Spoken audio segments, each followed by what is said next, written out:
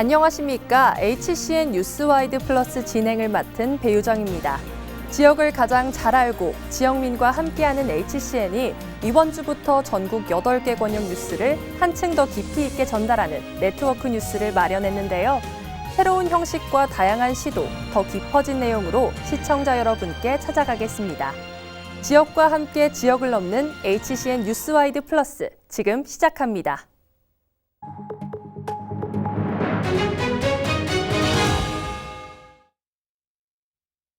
수도권을 중심으로 전세 사기 피해가 잇따르는 가운데 지방 전세 시장도 불안감이 커지고 있습니다. 특히 매매가보다 보증금이 비싼 이른바 역전세 물량이 늘고 있어 각별한 주의가 요구됩니다. 정필문 기자의 보도입니다.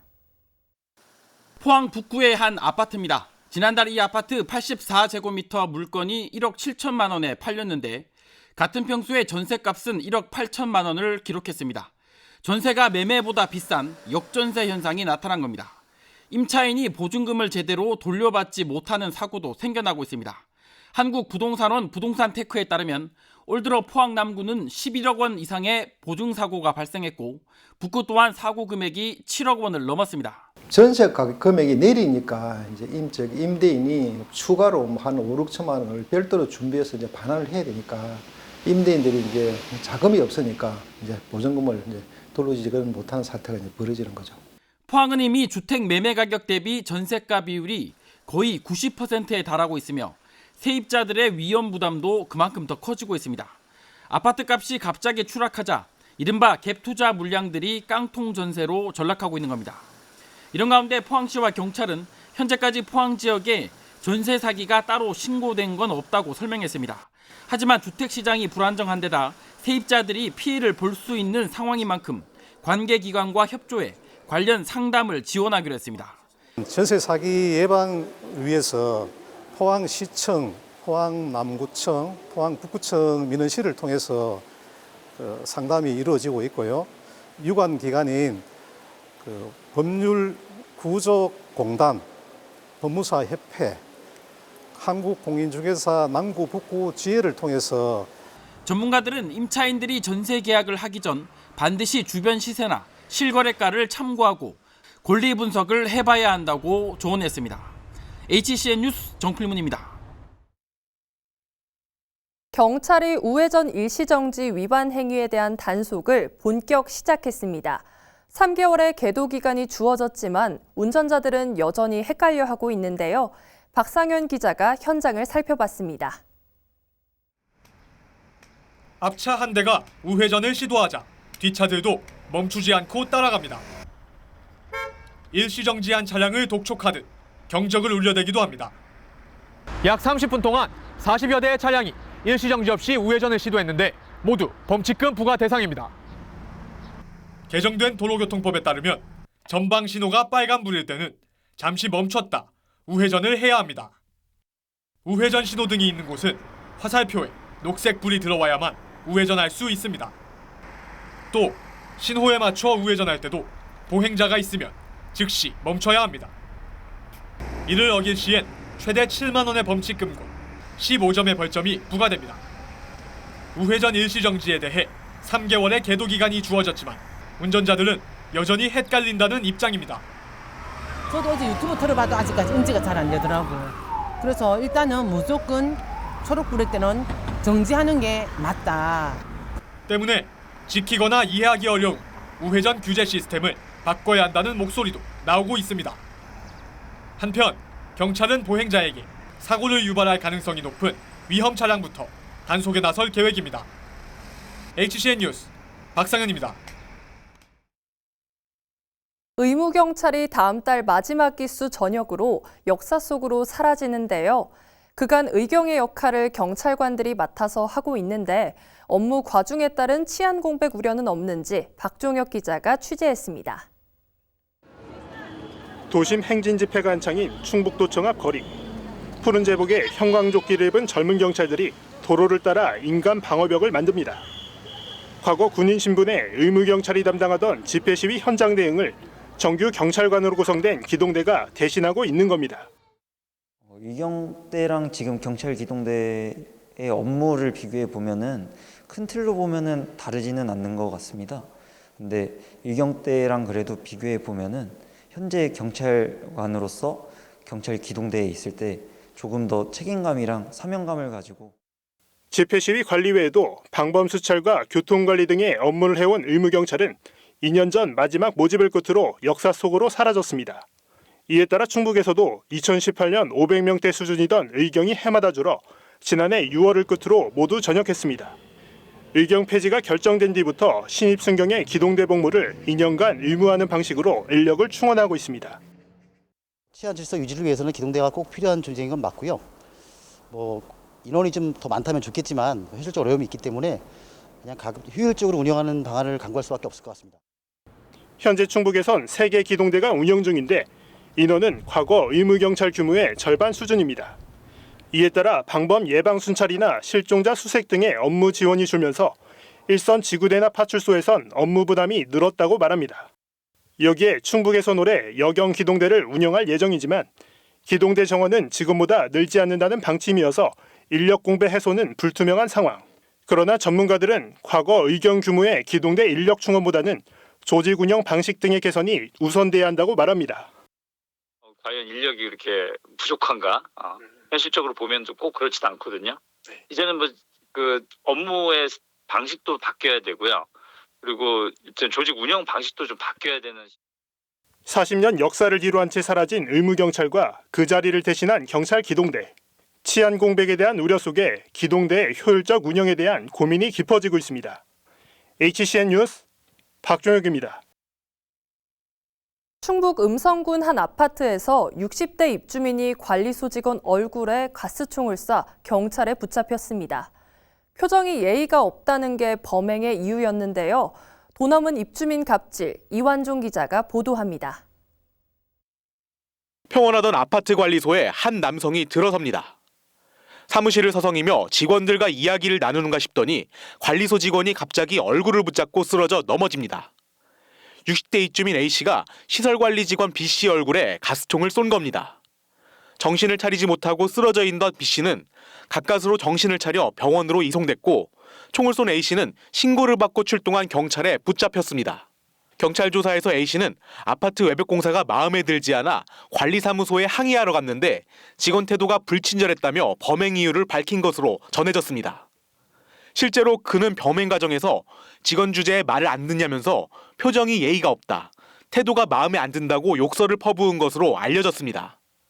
피해 직원은 왼쪽 눈썹뼈 부분에 가스총을 맞아 다행히 실명 위기에서 벗어났지만 마음의 상처는 치유하기 어려운 상황입니다. 정말 막 뭐라고 말도 못하고 너무 좀 분하고 자존심 상하고 이런데 어떻게 해요? 저희는 서비스직이니까 참아야 되잖아요. 도를 넘는 아파트 입주민 갑질. A씨에 대한 1차 조사를 마친 경찰은 특수상해 혐의로 A씨를 불구속 입건하고 추가 조사를 통해 정확한 사건 경위를 파악할 예정입니다. HCN 뉴스 이완종입니다.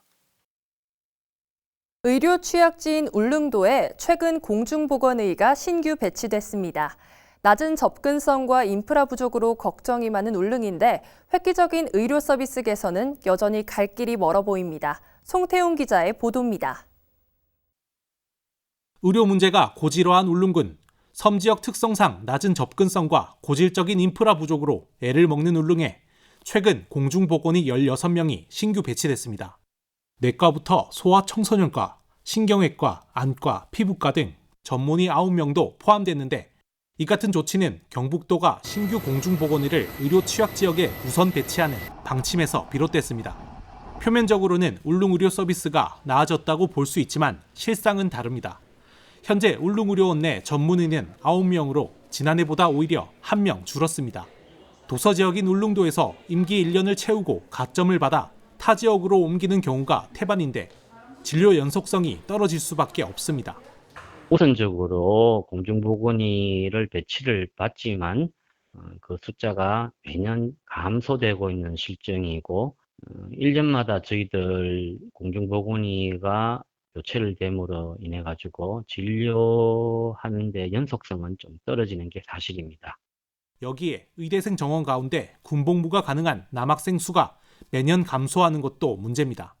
지난 2014년 372명이던 경북 지역 의과 공중보건의 수는 올해 250명으로 10년 만에 30% 넘게 급감했습니다. 관련해 경북도는 공보위가 없는 보건지소를 순회 진료하고 외부 진료가 쉽지 않은 주민들을 위한 의료원 행복병원을 확대 운영하겠다고 밝혔습니다. 하지만 이마저도 단기적 조치에 불과한 만큼 좀 더 근본적인 해결책 마련이 필요해 보입니다. HCN 뉴스 송태웅입니다.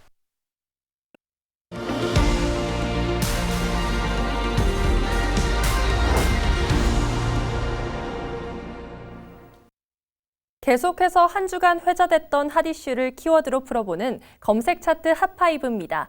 지난 한 주 동안 주요 이슈는 뭐가 있었는지 임가영 기자와 이야기 나눠보겠습니다. 안녕하세요. 안녕하세요. 그럼 먼저 검색 차트 핫5 알아볼까요? 오늘 첫 번째 키워드는 전세 사기 피해 지원 특별법입니다.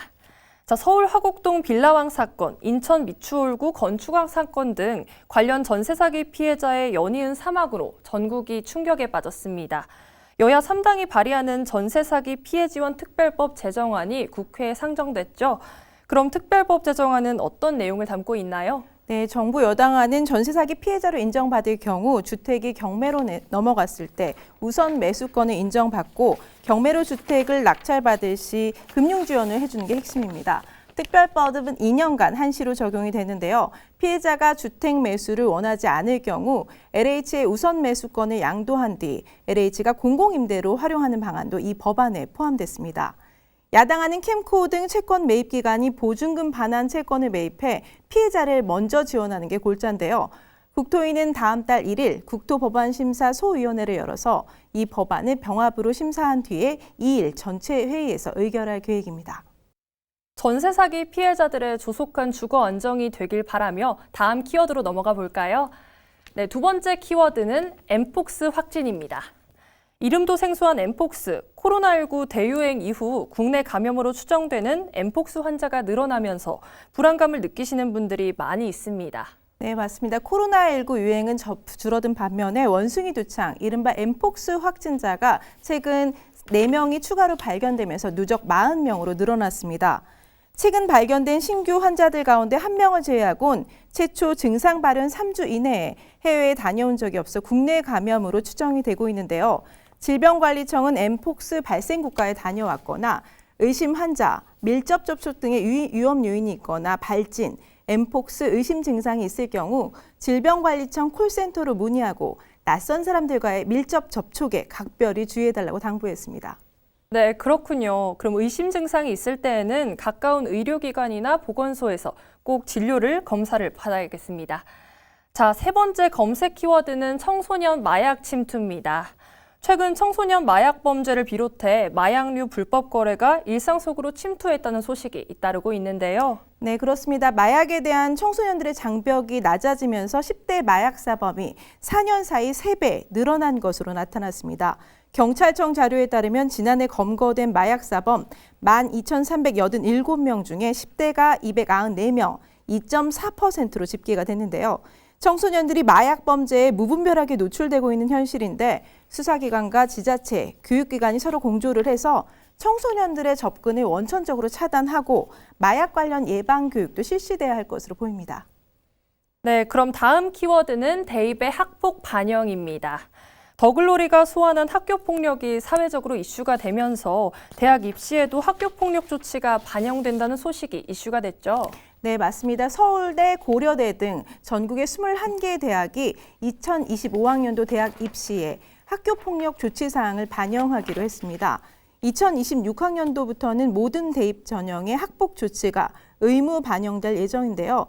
사회적 분위기 등을 고려해서 1년 먼저 선저적으로 수능 위주 전형의 학폭 조치를 반영하는 대학들이 나온 겁니다. 감점 비율 등 구체적인 사항은 내년 5월 말에 개별 대학들이 모집 요강을 통해서 안내할 계획입니다. 하지만 일각에서는 교육적인 해법 대신에 엄벌주의에 치중하다 보니까 법정 소송 등이 증가하는 거 아니냐는 우려도 나오고 있는 현실입니다. 네, 아무쪼록 이번 조치로 학교폭력으로 피해를 입는 학생들이 더 늘어나지 않았으면 하는 바람입니다. 그럼 다음 키워드는 출생아 역대 최소입니다. 저출산 문제 하루 이틀 문제는 아닙니다만 그래도 최근 관련 통계가 나왔으니까 역대 최소라니 정말 걱정입니다. 네, 통계청이 발표한 최근 2월 인구 동향에 따르면 지난 2월 인구 출생아 수는 19,939명으로 전년 동월 대비 766명, 3.7%가 감소했습니다. 이는 월계 통계 작성이 시작된 1981년 이후 2월 기준으로 가장 적은 수치인데요. 올해 2월 출생아 수가 2만 명 아래로 내려가며 2월 기준 사상 최소치를 갈아치운 겁니다.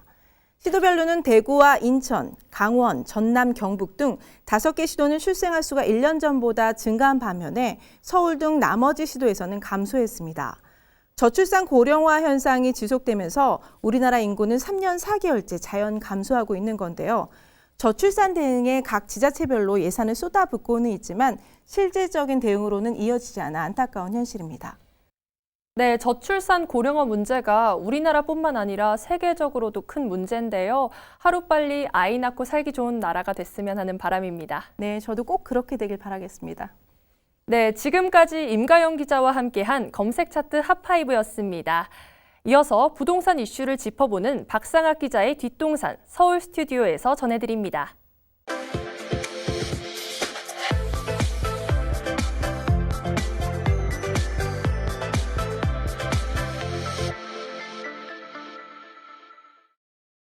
행복한 노후를 위해서 어떤 준비가 필요할까요? 이 문제에 대해서 명쾌하게 답해 주실 분을 모셨습니다. 트로스톤 자산운용 연금포럼 대표 강창희 대표님 모셨습니다. 안녕하세요. 네, 안녕하세요. 예, 강창희입니다. 노후 준비에 대한 얘기를 많이 해주셨는데 이 노후 준비하면 여전히 뭐 막연하다는 생각, 또 잘 고른 집안채 정도는 있어야지 하는 생각, 이런 생각들을 많이 하고 있는데 이 노후를 망치는 생각 중에 가장 큰 부분이 이제 부동산에 대한 인식이라는 얘기도 하셨어요. 어떤 내용들일까요? 이 현재 이 부동산 시장이 좀 어려운데 그게 2, 3년으로 끝나는 순환적인 불황인지 아니면 우리나라 일본에서 경험을 한 장기 구조 불황인지 그거를 좀 잘 따져보고 그에 맞게 대처를 해야 되겠다는 생각을 합니다.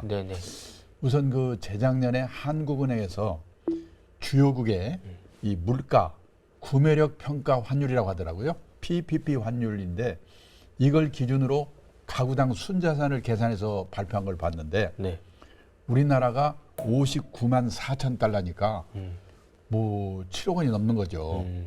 그런데 놀란 게 프랑스가 57만 2천 달러, 일본이 50만 달러더라고요. 이 두 나라가 우리보다 선진국이고 우리보다 몇십 년 앞서서 자본 축적을 시작한 나라인데 이 두 나라보다 아무리 물가를 감안했다고 하지만 우리나라 가구당 순자산이 많다, 부자라는 거예요. 그러네요. 이거 믿어지지 않잖아요. 한국은행 발표인데 거짓말이 아니겠죠.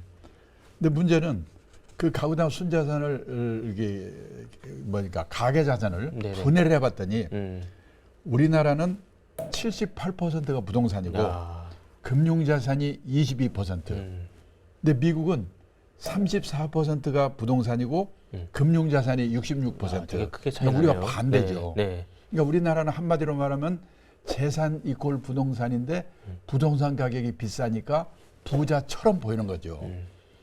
그러니까 물론 앞으로 계속 부동산이 오르면 상관없겠지만은 그럼 나라는 미쳐버리겠지만은 혹시 그 이웃 나라 일본에서 경험한 이 장기 구조 불황이 오게 되면은 내 노후가 우리의 노후가 어떻게 될까 걱정이 되는 거예요. 장기 구조 불황이 아닐까 걱정이 되는 첫째 이유가 뭐냐면 일본의 그 전체 가계자산 중에서 부동산 비중이 60%였던 거가 30%대로 떨어진 첫째 이유를 생각하면 되는데 이 지난 30년 동안 일본의 집값, 땅값이 특별한 데 몇 군데를 제외하고는 계속 떨어졌어요. 계속.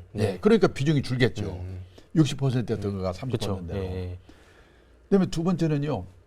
이 특히 주택, 집에 대한 일본 사람들의 생각이 바뀌었어요. 우리처럼 집에 한이 맺혀 있잖아요. 일본에서 보통 사람이요. 내가 집이 없다. 근데 금융자산이 몇 억 있다. 그러면 은행에서 돈을 빌려가지고 집을 살까?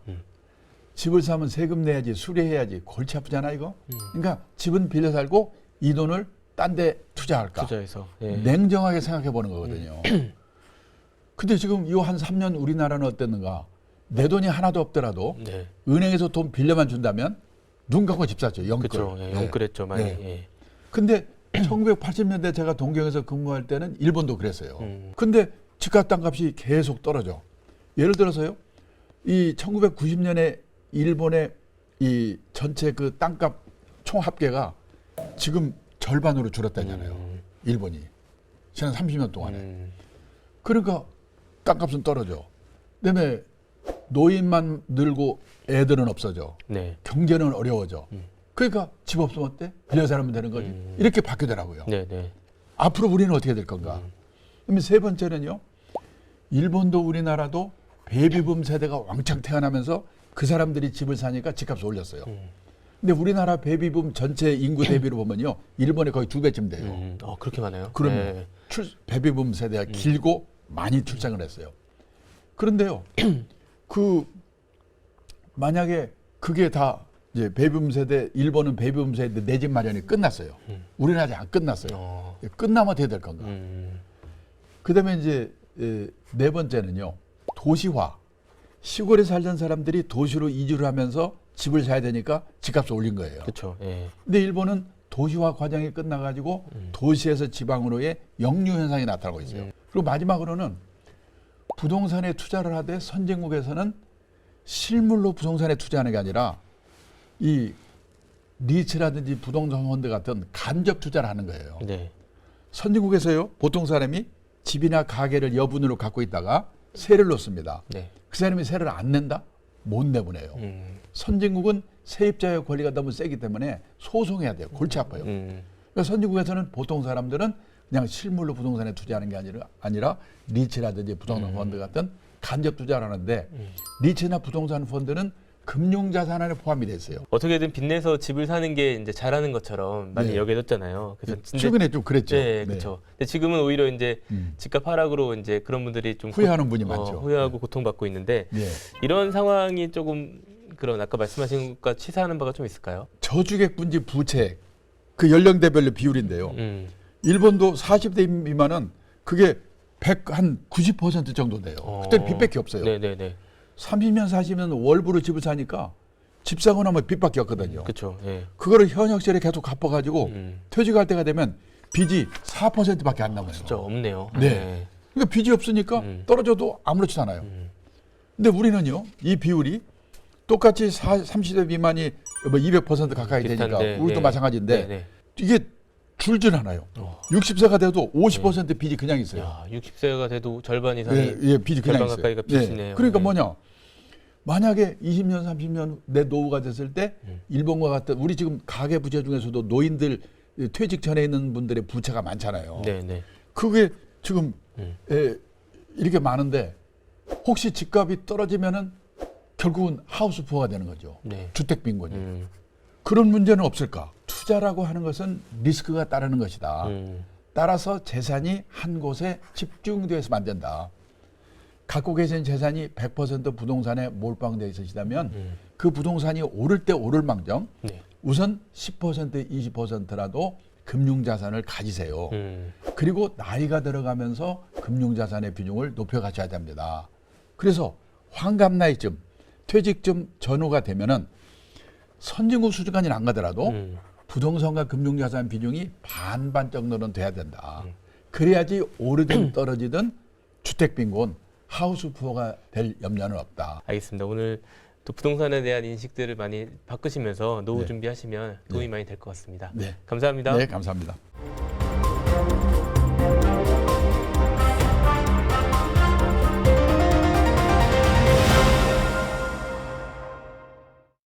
이 년 전 인기리에 방영한 드라마가 동남아 국가에서 다시 한번 인기를 끌고 있습니다. 지난 3월부터 이어지기 시작한 태국 관광객들의 잇단 방문에 포항의 드라마 촬영지가 다시 주목받고 있습니다. 윤경보 기자의 보도입니다. 안내 간판 이름도 드라마에 맞춰 바꾼 전통시장으로 전세버스가 들어옵니다. 들뜬 표정으로 내린 이들은 태국에서 온 관광객들. 태국에서 최근 큰 인기를 끈 한국 드라마의 배경 장소를 직접 찾은 겁니다. 저마다 사진을 찍으며 함께 온 일행과 특별한 추억을 남깁니다. 태국 사람들이니까 홈타운 차차차 않으니까 재미있었어요. 그래서 이거 김선호는 이거 홍 반장이요. 이거 너무 재밌겠다요. 근데 태국 사람은 너무 좋아해요. 시골 전통시장 주변 음식점들도 줄을 잇는 손님에 무척 분주해졌습니다. 드라마가 끝나고 난 다음 이 주변의 상가의 모든 분들이 다 매출이 많이 오르고 다 지역이 좀 이 상가 쪽에는 좀 풍요로워진 것 같아요. 해당 드라마가 국내에서 절정의 인기를 끌었던 2년 전 주말에는 7번 국도가 막힐 정도로 북적이던 곳이 다시 주목받자 행정복지센터도 손님 맞이에 눈코 뜰 새 없습니다. 드라마 촬영지로 인한 포항 관광 효과와 위력은 앞서 구룡포 일본인 가옥거리를 통해 입증된 바 있습니다. 몇 해가 지나도 여전한 인기에 최근엔 야간 관광객을 위한 미디어 아트를 선보이는 등 콘텐츠도 확충되고 있습니다. 현재 포항에서 촬영 중이거나 촬영 계획이 있는 작품은 드라마 4편과 영화 1편. 천혜의 풍광에다 지역성 강한 관광 요소가 K컬처의 글로벌 인기와 맞물리면서 코로나19로 주춤했던 포항의 관광 활성화가 새 전기를 맞고 있습니다. HCN 뉴스 윤경보입니다. 집이나 카페에서 커피를 내리면 커피 찌꺼기가 남습니다. 아메리카노 한 잔에 들어가는 원두의 양은 0.2%, 나머지 99.8%는 찌꺼기로 남는데요. 이 찌꺼기를 퇴비로 만들어 텃밭을 조성한 한 아파트를 소개합니다. 유수환 기자입니다. 하루에 커피 한 잔, 저 역시 일상이 돼가고 있는데요. 서울에서는 하루 평균 140여 톤의 커피 찌꺼기가 발생해 일반 폐기물로 버려지고 있습니다. 버려지는 양 거의 매립되거나 소각되는 실정인데요. 커피 찌꺼기 1톤을 소각하면 탄소 배출량은 338kg이라고 알려졌습니다.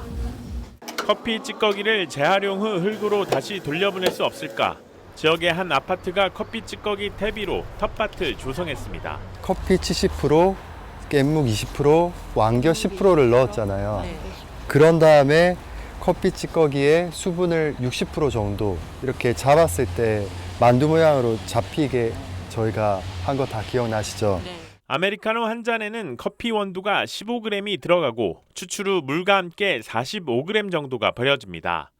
이 커피 찌꺼기를 기름을 짜내고 나온 부산물인 깻묵 그리고 왕겨와 함께 섞어 한 달 이상 고온 발효하면 퇴비로 쓸 수 있습니다. 커피 찌꺼기와 저희가 깻묵 왕겨를 사용하는데 커피 찌꺼기와 깻묵에 식물에 필요한 질소인 가리 성분이 충분히 많거든요. 그리고 여러 가지 황산화 성분도 많기 때문에 일단 맛도 좋았고 식물 생장에 도움될 뿐만 아니라 병해충에도 강했습니다. 단순히 커피 찌꺼기를 재활용하는 활동이지만 발생 쓰레기를 의미 있게 자원순환하니 지구 환경 보호에 보탬이 됩니다. 또 우리가 환경을 저해하는 요인들이 바로 쓰레기잖아요. 가정에서 커피를 내려서 드시고 남은 찌꺼기를 이제 종량제 봉투에 버리다 보면 우리 환경에도 안 좋아서 너무 좋은 제안이다 싶어서 시작을 하게 되었습니다. 아파트 입주민들은 커피 찌꺼기 퇴비 텃밭을 읽어나가며 변화를 관찰해 나갑니다. 더불어 소소한 환경보호 활동을 아파트 커뮤니티를 통해 지역사회에 알리기로 했습니다. HCN 뉴스 유수환입니다. 이상으로 HCN 뉴스와이드 플러스 마칩니다. 시청해주신 여러분 고맙습니다.